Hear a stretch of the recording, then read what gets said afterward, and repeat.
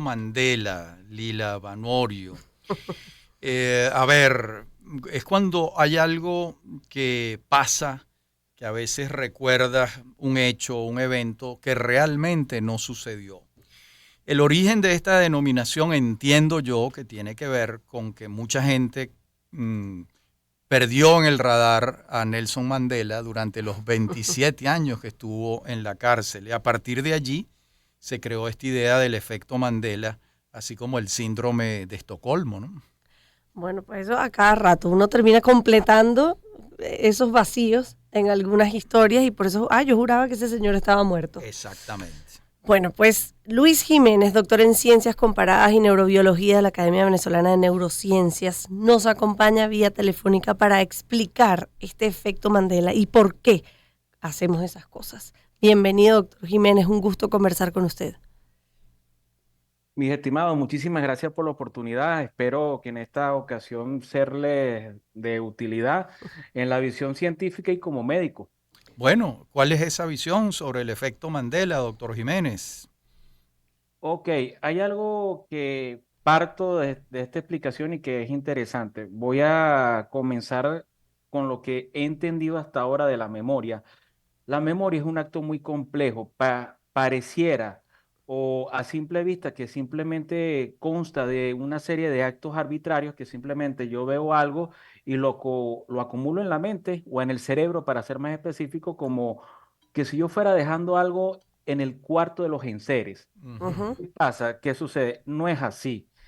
La memoria es un acto extremadamente complejo. De hecho, hay un área del cerebro que se llama uncus del hipocampo, que parece como un caballito de mar Ok, por eso. en la forma física, y la punta del caballito de mar comienza a activar la memoria y va haciendo que otras regiones del cerebro se acoplen para guardar datos de información. Esto es importante y lo destaco. El área de la memoria está muy asociada con el área del miedo, que es la amígdala, y también con el área del control emocional, o también con el área del relevo del cerebro, que es el tálamo. Mm. ¿Qué sucede? ¿Cómo se explica esto? Mis recuerdos, en la medida en la cual tengan mayor cantidad de contenido emocional, se van a fijar más en mí, Mm. pero también un grupo de recuerdos no puede ser siempre utilizado, sino que va siendo almacenado en otras áreas. El unco del hipocampo se va a encargar de eso, poner en sitios en los cuales yo dejo esas memorias atrás. ¿Qué sucede y qué ocurre? Normalmente nuestra vida, independientemente del lapso que tengamos de existencia, puede acumular muchas memorias, y no siempre estas memorias van a ser de fácil acceso, producto de muchas circunstancias y también de la propia salud del cerebro. Hay un evento o hay una teoría en la cual habla que, como yo puedo perder bancos o pedazos o caminos de información, yo los relleno con otra cosa. Y son otros recuerdos, otras experiencias o otros estímulos, los cuales me pueden llevar a una memoria central. En pocas palabras, es como que si se me cae una parte de la carretera y yo la voy rellenando con lo que consigo, Ahora, pero doctor para Jiménez, ponérsela. lo que es curioso es que esta explicación tiene todo el sentido del mundo, pero lo que es curioso cuando se habla del efecto Mandela es que pareciera que esto tiene la capacidad de ocurrir no solo en casos personales o individuales, sino también a escala colectiva. Ujú, correcto, totalmente. Hay, como diría una persona a la cual respeto mucho, un autor, Salvador Freixedo, dice que, o decía, que pensar que nuestro conocimiento es el único y que ya lo que hemos descubierto es lo máximo, es un pensamiento infantil.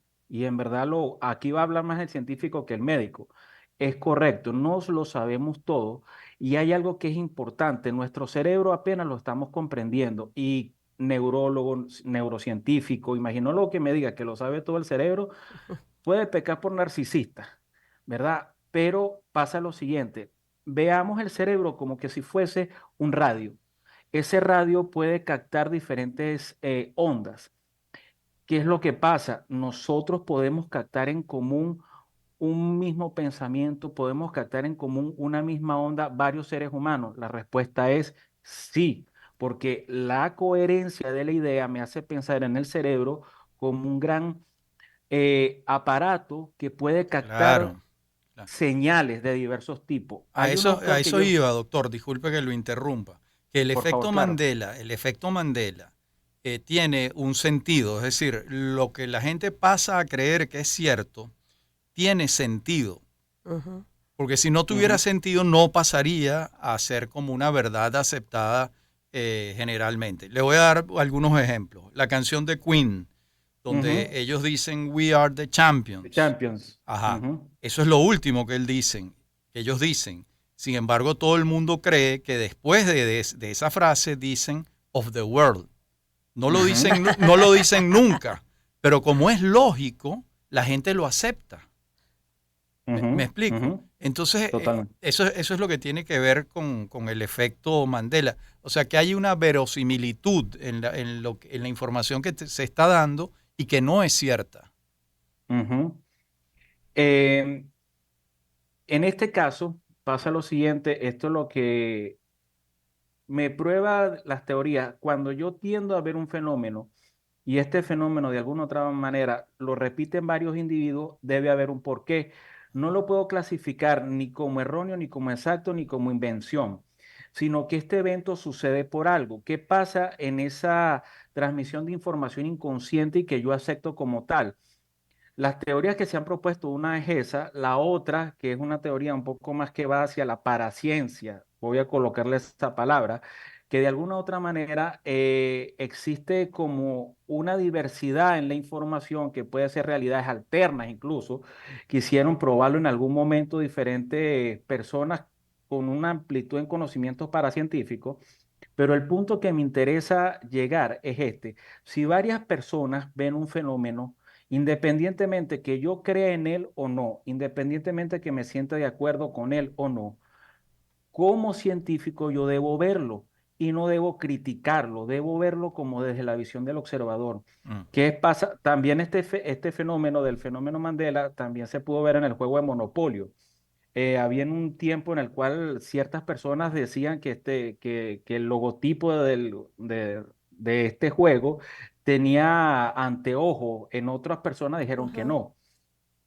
¿Qué pasa? ¿Qué sucede? Esto, cuando se replica, hay algo que es importante, que es la capacidad en que un fenómeno ocurra y que ese fenómeno pase a través del inconsciente colectivo, que Jung ya hace mucho tiempo establecía su verosimilitud, establecía su existencia, y que hay corrientes de información que, a pesar de que el ser humano no pueda percibir a través de los sentidos del tacto, el cerebro es mucho más complejo en percibirlos y lo puede captar. Pero, válgase la salvedad, no significa que la información que viaje a Ujú. través de ese medio sea 100% fidedigna, sea 100% exacta, sino que puede ir o transmitirse con errores. Y la pregunta sería, ¿cuántas personas van a captar el error? ¿O cuántas personas van a captar la diferencia de ese pensamiento o ese estímulo? Ya. Así. Bueno, son Ujú. como jugadas que hace el cerebro en esos callejones de lo que usted estaba hablando al principio, donde reside la memoria, Y ¿no? ahí es sorprendente cómo eso que usted comentaba de esos recuerdos o memorias que están vinculados a una carga emocional, prácticamente podemos volver a vivir el momento si hacemos el esfuerzo de recordarlo, pero hay otras cosas que ni que nos ofrezcan $1.000.000 somos capaces de recordar. Ujú. Exactamente. Algo que es importante y que quiero que establecer como el mensaje fundamental. eh, Como médico veo pacientes los cuales por más que intentas tú hablar o por más que intentas tú recrear ciertas conductas para que mejoren su salud, no lo van a hacer. Esto me llevó al punto de entendimiento que nuestro cerebro va a establecer mecanismos y vamos a poner, como diría el doctor Rodríguez Delgado, que fue un neurobiólogo muy famoso. Él decía que al final nuestra mente viene a utilizar las herramientas que le ofrece su vehículo, que es el cerebro. ¿Qué pasa? Si algo es doloroso, si algo es traumático, por algo el cerebro utiliza los mejores medios que tiene para que no accedamos siempre a esa información. Si pudiésemos Ujú. vivir constantemente un recuerdo que ha sido doloroso, la pérdida de algún familiar, la pérdida de algún trabajo, la pérdida de alguna relación, constantemente recreando ese momento, no pudiésemos salir adelante. Claro, ¿Qué pasa? quedaríamos ¿Qué pasa? atracados ahí, ¿no? Exactamente. El cerebro lo que va a hacer es simplemente desplazar ese espacio de memoria a un punto. Y ese punto puede ser trabajado, puede ser, digamos, de alguna otra manera visto de una manera más pedagógica, pero no lo es. ¿Qué pasa o qué sucede? Nuestra memoria necesita de las emociones para poder muchas veces acceder a estas rutas. Y cuando una dice, ¿por qué no recuerdas este evento o por qué se te olvida algo? No estemos pensando necesariamente que el sujeto tiene una enfermedad, sino que son mecanismos de defensa los cuales tienen que existir porque necesitamos progresar. Y algo que es más importante, por encima de todo, y esto mis colegas científicos, no tanto los médicos, pero sí los científicos me lo van a pelear, es que nuestro cerebro está hecho para la sobrevivencia, Mm. no para la simple subsistencia. Nuestro cerebro va a buscar la manera por todas las vías de ser acto ante la circunstancia para poder pasar a una siguiente etapa, a una siguiente generación y tener la preservación de la especie, que no son simplemente actos reproductivos, sino cuidarse incluso de aquellos elementos que parecen sutiles, parecen efímeros, pero que pueden hacernos daño. Y esa es una manera de sobrevivir que nuestra Bueno. especie de alguna u otra manera ha trabajado con un éxito relativamente importante. Doctor, una última pregunta. En las Ujú. emociones, ¿nosotros retenemos con mayor facilidad las emociones negativas o las positivas? ¿Una alegría muy grande se nos olvida rápido? Generalmente pasa lo siguiente, cuando uno ve, imaginémonos como una campana de la iglesia, o la campana que ustedes quieran. Siempre va a haber un punto donde comienza, un punto muy alto y un punto de declive. Generalmente las emociones que tienden a ser de placer, de satisfacción, tienden a ser un poco más cortas. En cambio, las emociones, las cuales han sido traumáticas, severas, tienden a ser como un poco más amplias. Bueno, Pero Pueden, yo también supongo que tiene que haber algo de músculo que se desarrolla, es decir, ese recuerdo lo podemos hacer más vívido o recordar con mayor exactitud en la medida en la que apelemos a él con mayor frecuencia, ¿no? Buscamos recordarlo. exactamente. Entonces, cuando nosotros tenemos este tipo de eventos, son una serie de ejercicios o una serie de prácticas las cuales nos ayudan a concentrar y poder revivir esas memorias. ¿Qué es lo que quiero decir o qué es lo que quiero traducirme en pocas palabras? Evidentemente que las emociones negativas tienen una sobrecarga mayor porque ellas van a querer inundar muchísimas más áreas del cerebro. claro, claro. Pero las emociones, Lamentablemente es así, ¿no? pero las emociones positivas se quedan centradas en ciertas áreas del cerebro, pero con mayor refuerzo. Ah, ¿Qué quiero bueno. decir? Si algo se centra en un solo punto, es como en artes marciales, diría Bruce Lee, de nada me sirve hacer 10.000 patadas y hacerlas mal.